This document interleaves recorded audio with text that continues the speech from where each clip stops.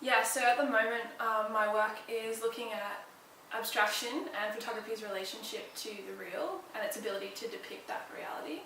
So I use patterns of light and shadow in the landscape as a starting point for that investigation, and by abstracting and bringing out the details that the naked eye can't see, it's kind of questioning photography's relationship to vision and also how it can provide a new way of seeing the world as well. So these are the kind of images I'm working on at the moment that look to show the landscape through my imagination rather than a representational scene. Research usually starts out as a bit of a mess, like just a collection of sort of names and references and quotes and like anything that I think might be relevant or applicable to sort of the area that I'm finding myself in. And then after I sort of use that as a process of brainstorming, I start to just like make things, because I find that it's only through the physical engagement with the materials that you can find new ideas and new possibilities that the work can take. And I think that sort of back and forth between research and making is really valuable in reaching a concise output of the work.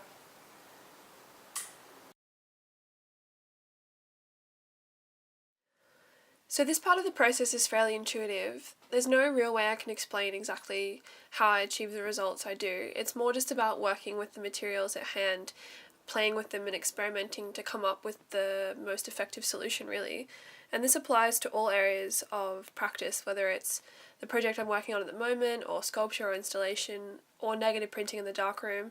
It's just about continuing to explore the materials at hand, even exploiting them and pushing them to find out the best solution. And it might stem from something I've read or a reflection on past ideas, and that's also the way that the process feeds back into research as well.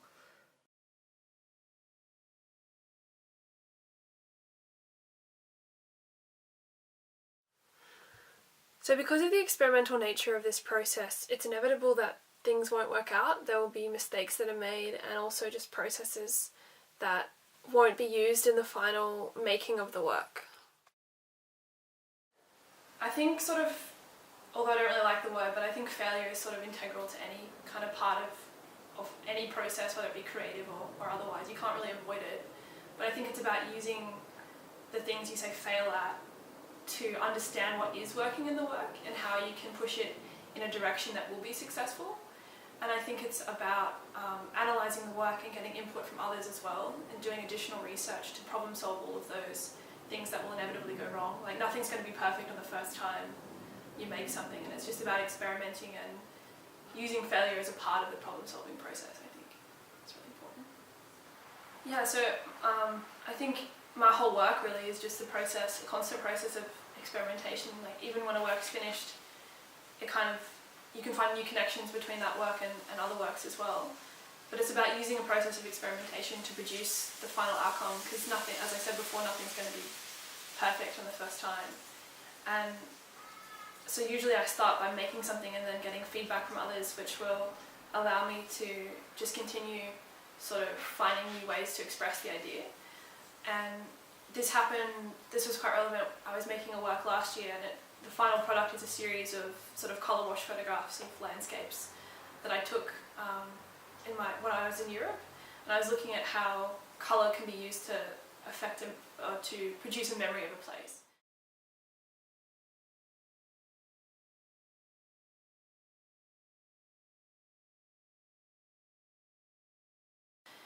And the first iteration of the work combined the straight image with the colour wash, and it kind of didn't work because you could still see the original image, but it was only through feedback from my tutor and then going back and re-editing and test printing and sort of additional research as well that I could understand that process. So it was only through like developing the work that it could reach the point of clarity that it did.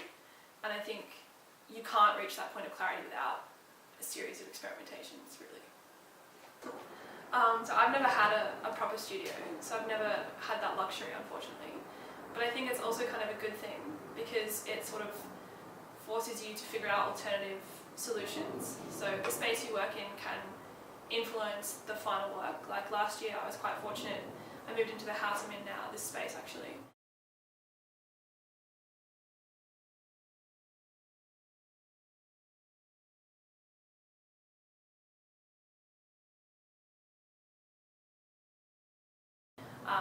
double garage, and last year my flatmates didn't have cars, so I could use the whole space to make the work, which was really fortunate because I was becoming interested in working with installation and sculpture at that point.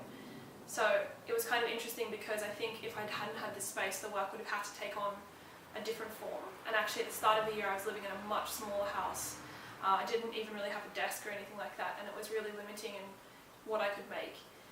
So I think it's really important to just use the space that you have, which for me is like either the lounge room or just like pinning stuff up on my walls or laying prints out on my floor or just doing anything I can to make work, really. And I hope maybe one day I'll be lucky enough to have a professional studio, but for the moment I'm happy just sort of working anywhere I can, really.